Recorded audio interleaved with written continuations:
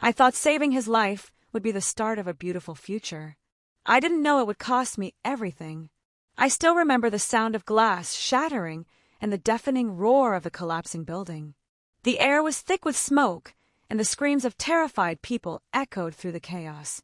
My heart raced as I pushed through the crowd, searching for survivors. That's when I saw him, Ryan Carter, trapped beneath a steel beam, blood pooling around his leg. His face was pale, his eyes wide with fear. "Help me," he whispered, his voice barely audible over the noise. I didn't hesitate. Dropping to my knees, I gripped the beam with all my strength. The sharp edge cut into my hands, but I didn't care. His breathing was shallow, and I knew he was running out of time. My mind raced through medical procedures, calculating the best way to save him. If I could just get him free. "You're going to be okay," I promised, even though I wasn't sure it was true. I used a piece of broken metal to wedge beneath the beam, trying to create enough leverage to pull him out. Pain shot through my arms, but I kept going. His eyes fluttered closed. My heart hammered. "Ryan, stay with me," I shouted. Finally, the beam shifted just enough for me to drag him out. But as I pulled him clear, I heard a sharp cracking sound above us. "Emily, watch out!" someone screamed. I turned my head just in time to see a steel beam crashing down toward us. Without thinking, I pushed Ryan away, shielding him with my body. Agony exploded through my right arm. The weight of the beam crushed my hand beneath it. Pain shot through me like fire, but all I could think about was Ryan. His face hovered above me, his eyes wide with horror. "Emily, stay with me." The world blurred. Darkness crept in at the edges of my vision. I heard Ryan calling my name, but it sounded so far away. Then everything went black. Bright lights burned my eyes when I woke up. The steady beeping of hospital monitors filled the room. My head throbbed, and my mouth was dry. Slowly, I turned my head and saw Ryan sitting beside my bed, his hand wrapped around mine. His face lit up when he saw me stir. "Emily!" Relief flooded his voice. "You're awake!" I tried to sit up, but a sharp pain in my arm stopped me. I glanced down, and my heart plummeted. My right hand was gone. Bandages wrapped tightly around the end of my wrist where my hand should have been. My breath hitched. My career. My life as a surgeon. Over. Tears blurred my vision. "No, no, no, no." Ryan's hand tightened around mine. "Emily, listen to me. You saved my life. I wouldn't be here if it weren't for you." I couldn't stop the tears from falling. "But my hand. Ryan, I can't." "I know," he whispered, brushing a tear from my cheek. "That's why. I want to spend the rest of my life making it up to you." I froze as he reached into his pocket and pulled out a small velvet box. My heart hammered painfully as he opened it, revealing a sparkling diamond ring. "Emily, you gave up everything to save me. I love you. Let me take care of you forever. Marry me." My breath caught. His eyes were so sincere, so full of warmth. He had lost so much, yet here he was, offering me his heart. My hand trembled as I reached for the ring. "Yes," I whispered. A smile broke across his face as he slipped the ring onto my finger. He leaned down and kissed my forehead. "I swear, Emily, I will spend my life repaying you." In that moment, I believed him. The next few weeks passed in a blur of recovery and adjustments. Ryan was there every step of the way, holding my hand, encouraging me when I struggled, wiping away my tears when frustration overwhelmed me. He helped me learn to use my prosthetic hand, guiding me through the difficult process with endless patience. "You're doing great," he said one day as I struggled to pick up a glass. "I hate this," I muttered, tears burning behind my eyes. "I'm not the same anymore." Ryan cupped my face in his hands, forcing me to meet his gaze. "You are still you. You're strong. You're brilliant. And I love you, with or without a hand." His words eased the ache in my chest. Slowly I began to heal. Ryan took care of everything. The hospital bills, arranging physical therapy, even setting up a small home office for me. My friends were amazed by his devotion. "You're so lucky," one of my coworkers said. "Not every man would stick around after something like this." I smiled and nodded, but deep down a quiet fear remained. Ryan had stepped into the role of the perfect fiancé, so easily, almost too easily. But I pushed those thoughts aside. He had stayed. He loved me. That was all that mattered. One night, a month after the accident, Ryan took me to a quiet park overlooking the city.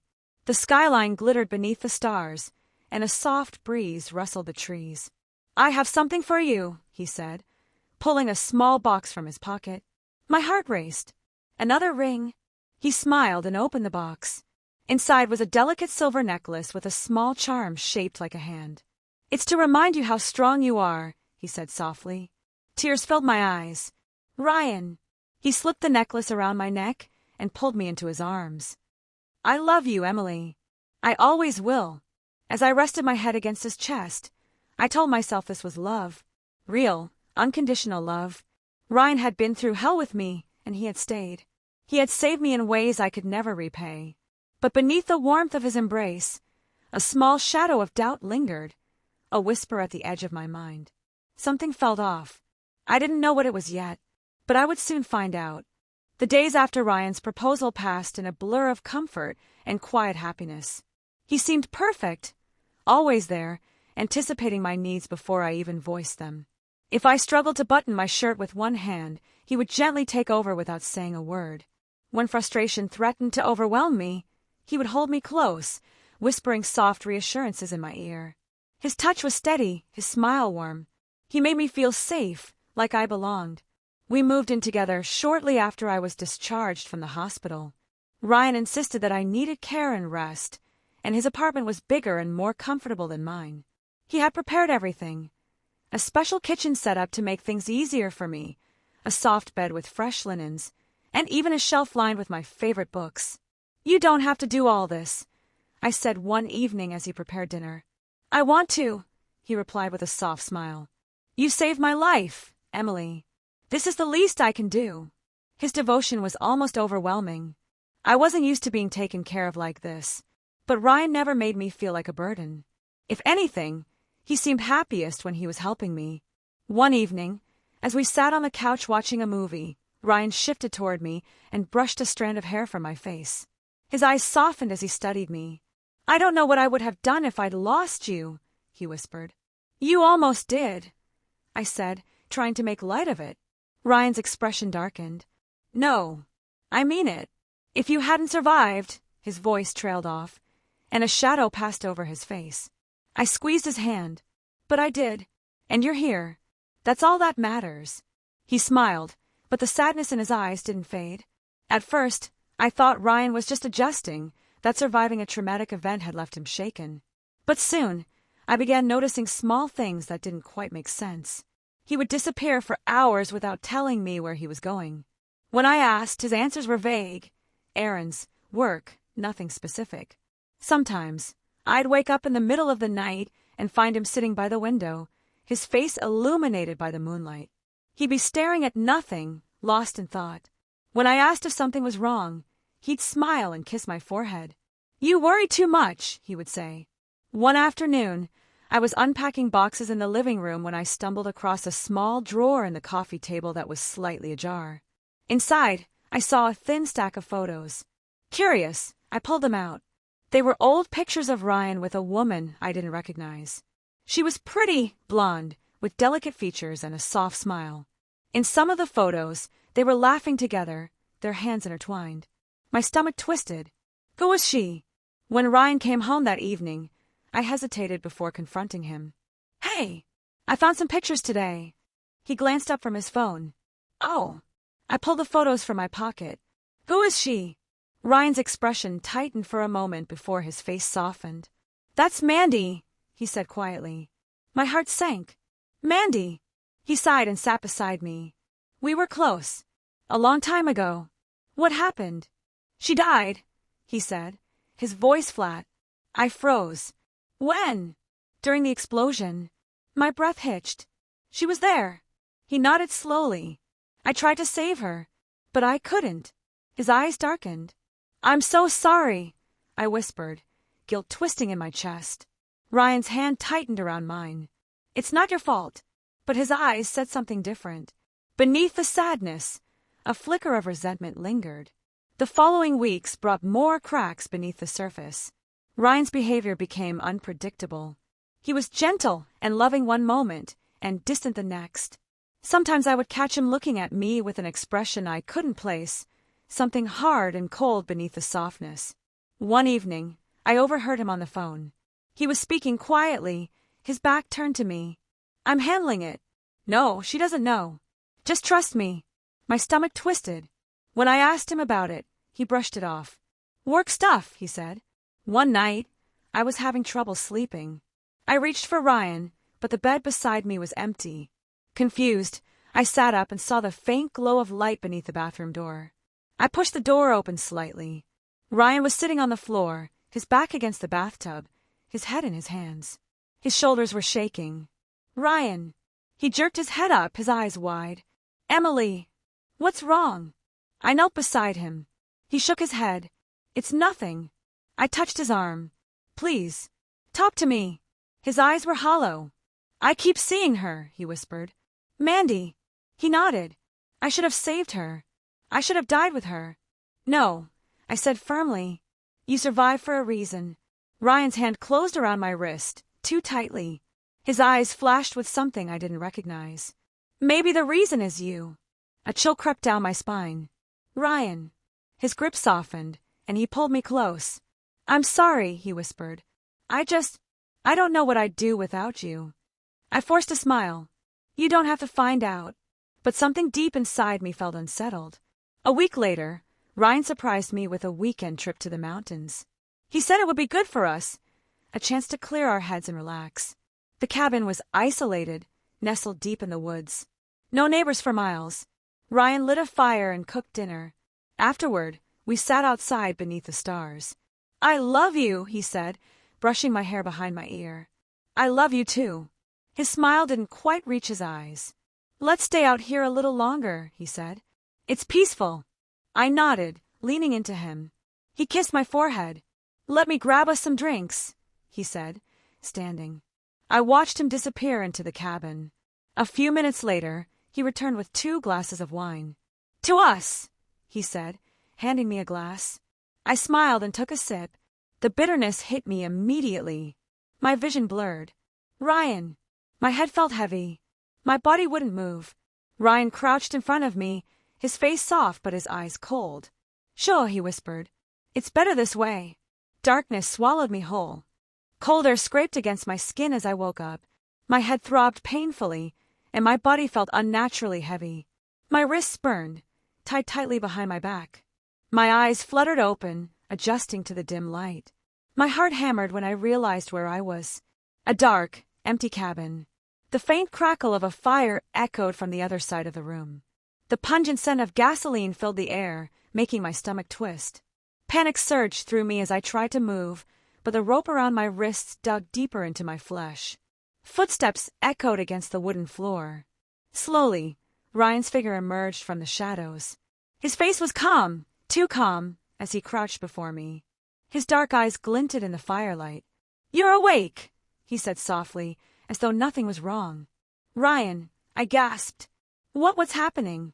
He smiled faintly, brushing his fingers down my cheek. His touch made my skin crawl. "You always ruin everything," he whispered. Tears welled in my eyes. "What are you talking about?" He stood, his gaze sharpening. "That day at the mall, you shouldn't have stopped me."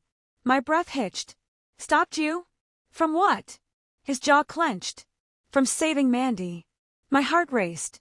"You would have died, Ryan." His eyes flashed with cold fury. "It would have been worth it." He began pacing.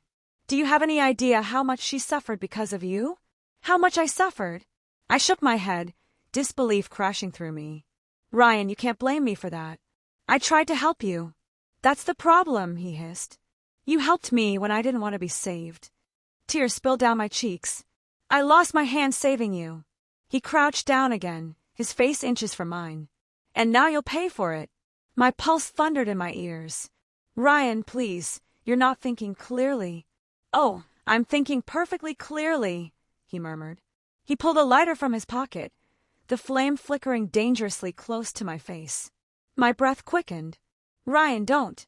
"You took Mandy from me," he said, his voice steady but his eyes burning with madness. "So now I'll take everything from you." "Ryan, stop. Please." My voice broke. He smiled faintly. You'll understand soon enough. Suddenly, he stepped back and tossed the lighter onto the floor. Flames leapt to life, crawling across the wooden floor toward me. Heat surged through the room as the fire began to consume the walls. Smoke stung my eyes and filled my lungs. No, Ryan, I screamed, thrashing against the ropes. But he only watched, his expression cold and detached. My heart slammed painfully in my chest as the flames crept closer. The ropes bit into my skin as I twisted, struggling to break free. My throat burned from the smoke, and black spots danced across my vision. Just when I thought I couldn't breathe any longer, the sound of splintering would cut through the roar of the fire. A sudden gust of cold air rushed in as the door crashed open. "Emily!" a voice shouted. Through the haze of smoke, I saw a dark figure rushing toward me. Strong hands pulled me upright, dragging me toward the door. I stumbled, coughing, my head spinning. "Stay with me," the voice urged. As the fresh air hit my face, my vision cleared enough to see the outline of a firefighter pulling me to safety. My body collapsed onto the cold ground as the cabin erupted in a wave of heat and light behind me. "Ryan!" I choked out, looking back toward the flames. But he wasn't there. He was gone. The firefighter pressed an oxygen mask over my face. "You're safe now," he said. Safe? I didn't feel safe. Not even close. Hours later, I sat in the back of an ambulance, wrapped in a heavy blanket. My body trembled, though whether from the cold or the shock, I couldn't tell. My eyes remained fixed on the burning cabin as smoke curled toward the sky. A police officer crouched in front of me. "Miss, can you tell us what happened?" My throat tightened. "It was Ryan," I whispered. The officer's eyes narrowed. "Ryan Carter." I nodded weakly. "What did he do?" My hands curled into the blanket. "He tried to kill me." The officer exchanged a look with his partner. "We'll find him," he assured me. I wasn't sure if that was meant to comfort me or terrify me. Because deep down, I knew Ryan wasn't gone. Not really. Days passed in a blur. My body healed faster than my mind. Sleep became impossible. Every time I closed my eyes, I saw his face, the cold glint in his eyes, the steady tone of his voice as he held the lighter. His betrayal cut deeper than any wound. Mandy. That name haunted me now. I needed answers. Ryan had hidden so much from me, but not anymore. I wouldn't sit back and let him control me. I needed to know the truth. My first stop was the hospital. Mandy's death had been well documented, too tragic for people to forget. The nurse at the front desk pulled up the file without hesitation. "Yes, Mandy Powell," she said. "Died from injuries sustained during the explosion." "How bad were her injuries?" I pressed. The nurse frowned. "Severe head trauma. Multiple broken ribs. Her survival would have been unlikely, even if Ryan had reached her in time." My breath hitched. "Then, he couldn't have saved her?" The nurse shook her head. "No. She was too far gone." Shock settled over me like a cold fog. Ryan had blamed me for something that was never within his control. He had turned his pain into hatred, and I had paid the price. I left the hospital with my head spinning. Memories of Ryan's gentle smile and soft words clashed violently with the coldness in his eyes as he watched me burn. That night, I sat alone in my apartment, listening to the quiet hum of the city beyond my window. My hands trembled as I scrolled through my phone, searching for any trace of Ryan. Finally, I found it. A recent news article, Ryan Carter involved in explosion rescue attempt. Photographed carrying Mandy's lifeless body from the wreckage. I stared at the photo. His expression was etched with grief. But beneath it, I saw the truth, the guilt, the rage. He had loved her, more than he had ever loved me. And now, he hated me for surviving. A chill settled deep in my bones as I set down the phone. My heartbeat slowed. I should have been terrified, but instead I felt steady. Ryan had tried to destroy me, but he had failed. Now, it was my turn to face him. Ryan sat motionless in the sterile white hospital room, his legs wrapped in thick bandages. His hands rested limply on his lap, his once strong frame now frail and lifeless. The steady beep of the heart monitor was the only sound filling the tense air. His face was pale, eyes hollow. I stood by the door, watching him from a distance. My heart hammered painfully in my chest. After everything he had done, I expected to feel rage, hatred even, but all I felt was a strange emptiness. Like a part of me had already died. His eyes flicked toward me, dark and cold. "Come to see the damage." His voice was flat, emotionless. My throat tightened. "Why, Ryan?" My voice wavered despite my effort to stay calm. He gave a hollow laugh. "Why not?" Tears burned behind my eyes, but I forced myself to stand tall. "You tried to kill me." He stared at me without blinking. "You killed her," he said, voice sharp as glass. "No," I shot back. "She was already dying. Even if you had reached her, nothing would have changed." His jaw tightened. "You don't know that." "Yes, I do," I said, stepping closer. My pulse quickened, but I didn't stop. "I checked the records, Ryan. The doctors said Mandy's injuries were fatal. You couldn't have saved her." His face darkened. "Shut up." I ignored him. "You hated me for surviving when she didn't." My voice broke. "You pretended to love me, proposed to me, only to destroy me in the end." "Why?" Ryan's eyes glinted dangerously. "Because you didn't deserve to survive." I inhaled sharply, the weight of his words cutting through me. My chest ached. "That's not love." "No," he said coldly. "It was never about love." My breath hitched. He had said it without hesitation, without remorse. All those years, the shared moments, the tenderness, it had all been a carefully constructed illusion. "You destroyed me," I whispered. "Made me believe you loved me. Let me carry the guilt for Mandy's death when you knew the truth all along." His lips curled into a bitter smile. "And yet you stayed." I felt the heat rise in my cheeks. "Because I thought you were broken, that you needed me." My hands balled into fists at my sides. "I didn't realize I was nothing more than a tool for your revenge." His gaze sharpened. "You were always so desperate to save me." He leaned forward slightly. "And you did. Now look at me." He gestured toward his legs. "You got exactly what you deserved." My chest tightened painfully. "No, Ryan. You got what you deserved." His eyes flashed with anger. "Careful, Emily."